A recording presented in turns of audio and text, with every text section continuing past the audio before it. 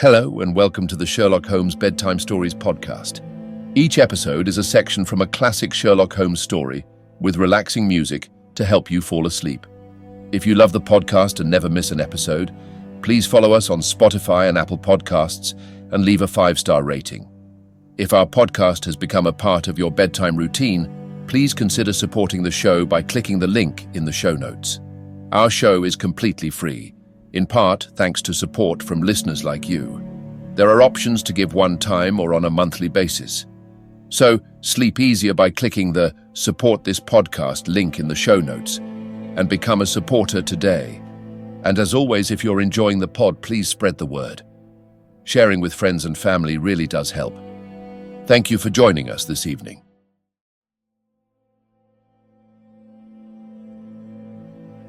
Now it's time to relax. Let your body fall into a comfortable position in your bed and drift gently into a state of total relaxation with tonight's story. The Final Problem, Part 1. It is with a heavy heart that I take up my pen to write these the last words in which I shall ever record the singular gifts by which my friend Mr. Sherlock Holmes was distinguished. In an incoherent and, as I deeply feel, an entirely inadequate fashion, I have endeavoured to give some account of my strange experiences in his company, from the chance which first brought us together at the period of the study in Scarlet, up to the time of his interference in the matter of the naval treaty, an interference which had the unquestionable effect of preventing a serious international complication.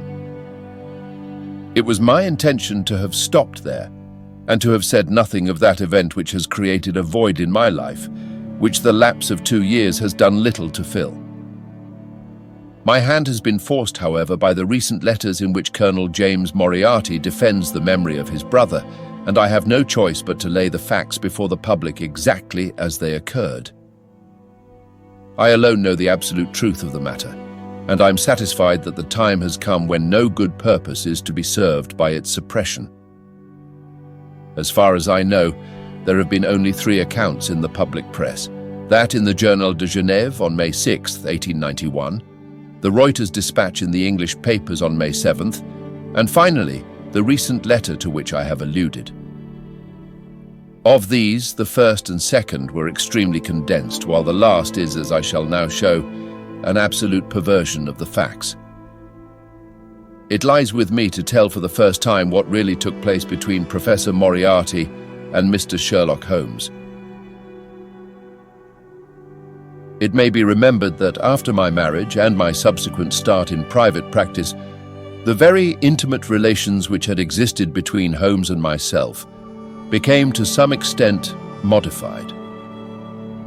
He still came to me from time to time when he desired a companion in his investigation, but these occasions grew more and more seldom, until I find that in the year 1890 there were only 3 cases of which I retain any record. During the winter of that year and the early spring of 1891, I saw in the papers that he had been engaged by the French government upon a matter of supreme importance, and I received 2 notes from Holmes, dated from Narbonne and from Nimes, from which I gathered that his stay in France was likely to be a long one. It was with some surprise, therefore, that I saw him walk into my consulting room upon the evening of the 24th of April. It struck me that he was looking even paler and thinner than usual. "Yes, I have been using myself up rather too freely," he remarked, in answer to my look rather than to my words. "I have been a little pressed of late. Have you any objection to my closing your shutters?" The only light in the room came from the lamp upon the table at which I had been reading. Holmes edged his way round the wall, and flinging the shutters together, he bolted them securely. "You are afraid of something?" I asked. "Well, I am." "Of what?" "Of air guns." "My dear Holmes, What do you mean? I think that you know me well enough, Watson, to understand that I am by no means a nervous man. At the same time, it is stupidity rather than courage to refuse to recognize danger when it is close upon you. Might I trouble you for a match? He drew in the smoke of his cigarette as if the soothing influence was grateful to him. I must apologize for calling so late, said he, and I must further beg you to be so unconventional as to allow me to leave your house presently by scrambling over your back garden wall. But what does it all mean? I asked. He held out his hand, and I saw in the light of the lamp that two of his knuckles were burst and bleeding. It is not an airy nothing, you see, said he, smiling. On the contrary, it is solid enough for a man to break his hand over. Is Mrs. Watson in? She is away upon a visit. Indeed, you are alone? Quite. Then it makes it the easier for me to propose that you should come away with me for a week to the continent. Where?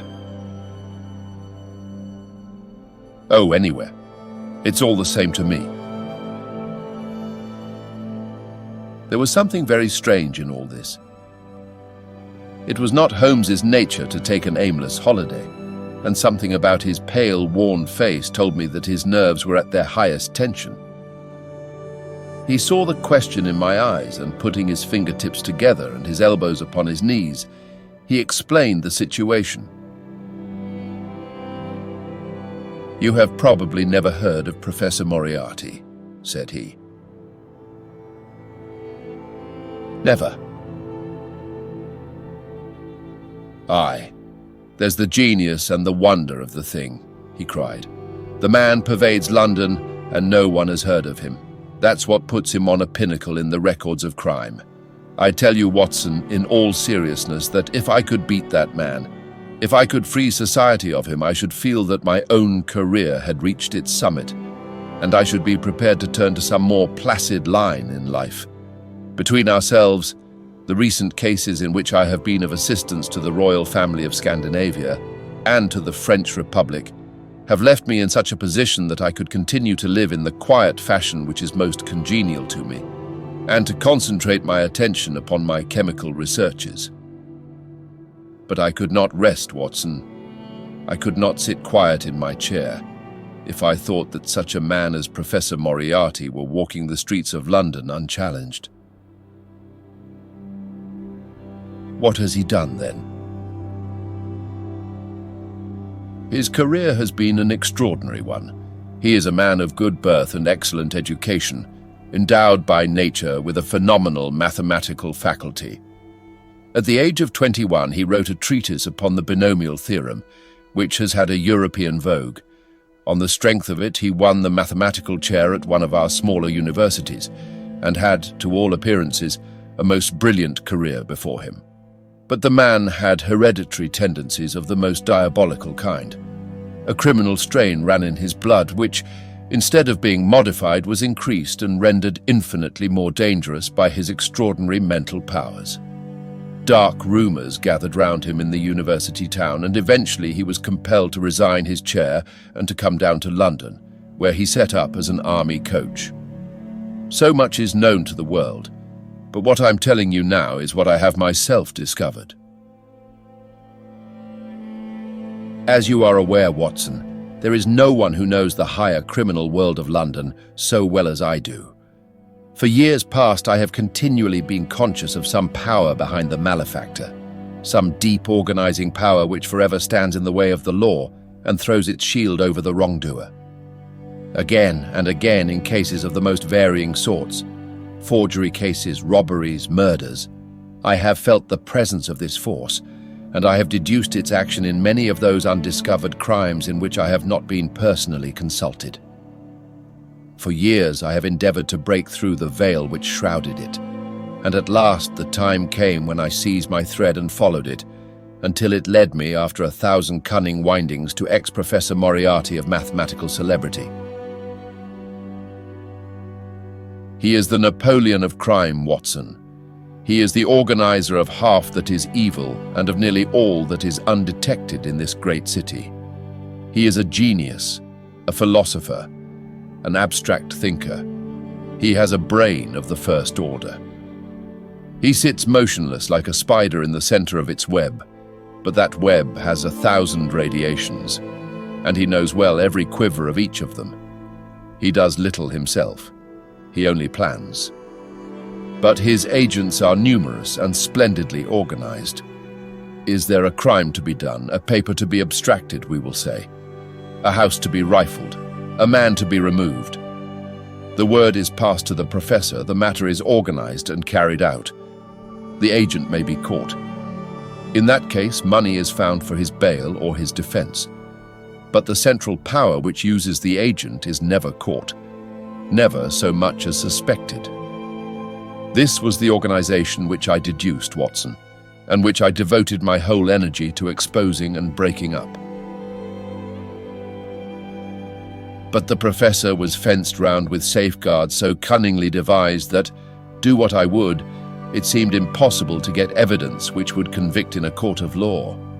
You know my powers, my dear Watson, and yet at the end of 3 months I was forced to confess that I had at last met an antagonist who was my intellectual equal. My horror at his crimes was lost in my admiration at his skill. But at last he made a trip, only a little trip. But it was more than he could afford when I was so close upon him. I had my chance, and starting from that point, I have woven my net round him until now it is all ready to close. In 3 days, that is to say on Monday next, matters will be ripe, and the professor, with all the principal members of his gang, will be in the hands of the police. Then will come the greatest criminal trial of the century, the clearing up of over 40 mysteries and the rope for all of them. But if we move at all prematurely, you understand, they may slip out of our hands even at the last moment. Now, if I could have done this without the knowledge of Professor Moriarty, all would have been well.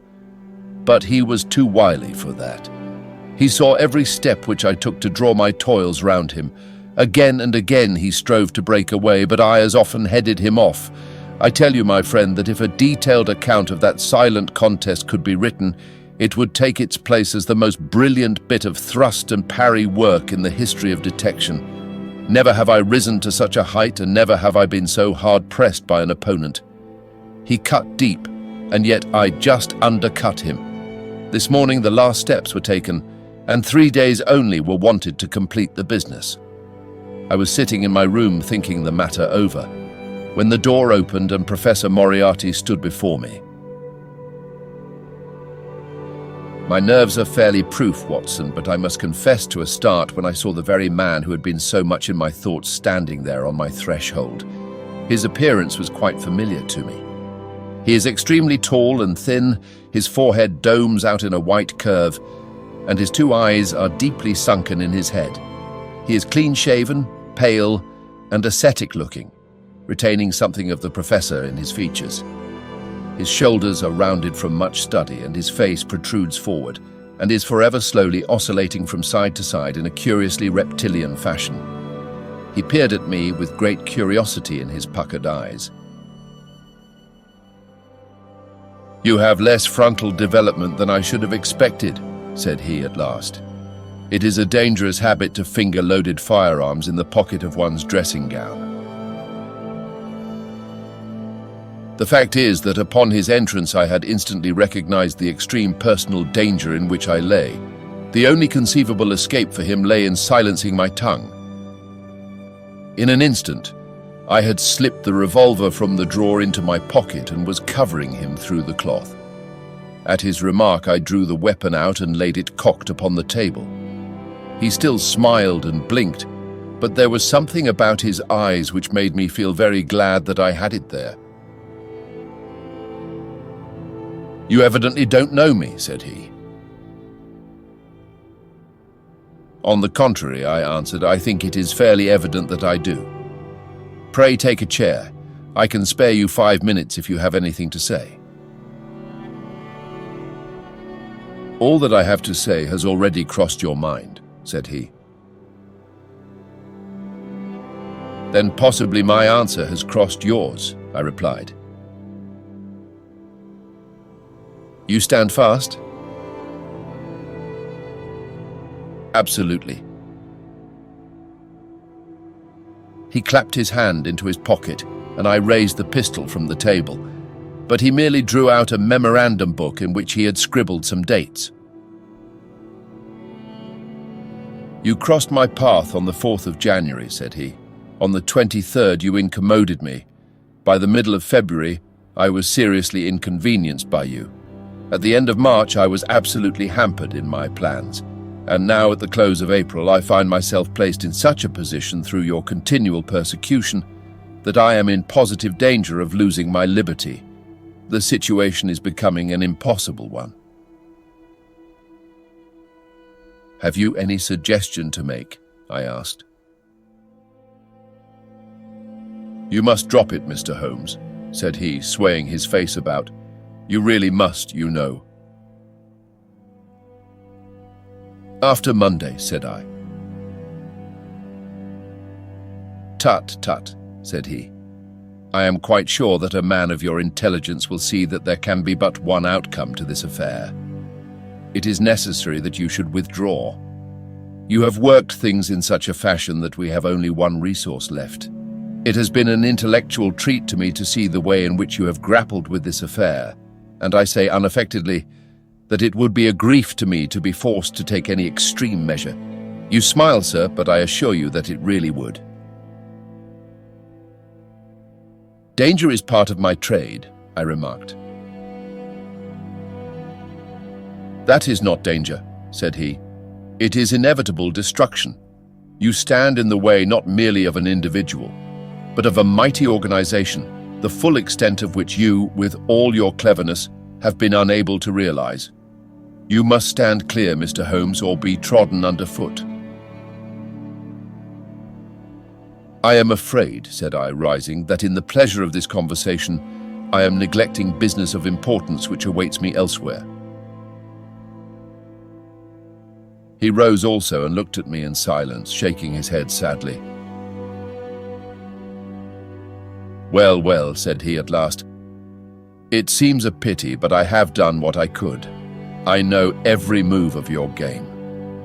You can do nothing before Monday. It has been a duel between you and me, Mr. Holmes. You hope to place me in the dock. I tell you that I will never stand in the dock. You hope to beat me. I tell you that you will never beat me. If you are clever enough to bring destruction upon me, rest assured that I shall do as much to you. You have paid me several compliments, Mr. Moriarty, said I. Let me pay you one in return when I say that if I were assured of the former eventuality, I would, in the interests of the public, cheerfully accept the latter. I can promise you the one, but not the other, he snarled, and so turned his rounded back upon me and went peering and blinking out of the room. That was my singular interview with Professor Moriarty. I confess that it left an unpleasant effect upon my mind. His soft, precise fashion of speech leaves a conviction of sincerity which a mere bully could not produce. Of course, you will say, why not take police precautions against him? The reason is that I am well convinced that it is from his agents the blow will fall. I have the best proofs that it would be so. You have already been assaulted. My dear Watson, Professor Moriarty is not a man who lets the grass grow under his feet. I went out about midday to transact some business in Oxford Street. As I passed the corner which leads from Bentinck Street onto the Welbeck Street crossing, a two-horse van, furiously driven, whizzed round and was on me like a flash. I sprang for the footpath and saved myself by the fraction of a second. The van dashed round by Marylebone Lane and was gone in an instant. I kept to the pavement after that, Watson, but as I walked down Vere Street, a brick came down from the roof of one of the houses and was shattered to fragments at my feet. I called the police and had the place examined. There were slates and bricks piled up on the roof preparatory to some repairs, and they would have me believe that the wind had toppled over one of these. Of course, I knew better, but I could prove nothing. I took a cab after that and reached my brother's rooms in Pall Mall, where I spent the day. Now I have come round to you, and on my way I was attacked by a rough with a bludgeon. I knocked him down and the police have him in custody, but I can tell you with the most absolute confidence that no possible connection will ever be traced between the gentleman upon whose front teeth I have barked my knuckles and the retiring mathematical coach who is, I dare say, working out problems upon a blackboard 10 miles away. You will not wonder, Watson, that my first act on entering your rooms was to close your shutters, and that I have been compelled to ask your permission to leave the house by some less conspicuous exit than the front door. I had often admired my friend's courage, but never more than now, as he sat quietly checking off a series of incidents which must have combined to make up a day of horror. "You will spend the night here?" I said. "No, my friend, you might find me a dangerous guest. I have my plans laid, and all will be well. Matters have gone so far now that they can move without my help as far as the arrest goes, though my presence is necessary for a conviction. It is obvious, therefore, that I cannot do better than get away for the few days which remain before the police are at liberty to act. It would be a great pleasure to me, therefore, if you could come onto the continent with me. The practice is quiet," said I, "and I have an accommodating neighbor. I should be glad to come." "And to start tomorrow morning?" "If necessary." "Oh yes, it is most necessary." "Then these are your instructions, and I beg, my dear Watson, that you will obey them to the letter. For you are now playing a double-handed game with me against the cleverest rogue and the most powerful syndicate of criminals in Europe. Now listen, you will dispatch whatever luggage you intend to take by a trusty messenger unaddressed to Victoria tonight. In the morning, you will send for a hansom, desiring your man to take neither the first nor the second which may present itself. Into this hansom you will jump, and you will drive to the Strand end of the Lowther Arcade, handing the address to the cabman upon a slip of paper with the request that he will not throw it away. Have your fare ready, and the instant that your cab stops, dash through the arcade, timing yourself to reach the other side at 9:15. You will find a small brougham waiting close to the curb, driven by a fellow with a heavy black cloak tipped at the collar with red. Into this you will step, and you will reach Victoria in time for the Continental Express. Where shall I meet you?" "At the station. The second first-class carriage from the front will be reserved for us." "The carriage is our rendezvous, then?" "Yes." It was in vain that I asked Holmes to remain for the evening. It was evident to me that he thought he might bring trouble to the roof he was under, and that was the motive which impelled him to go. With a few hurried words as to our plans for the morrow, he rose and came out with me into the garden, clambering over the wall which leads into Mortimer Street, and immediately whistling for a hansom, in which I heard him drive away.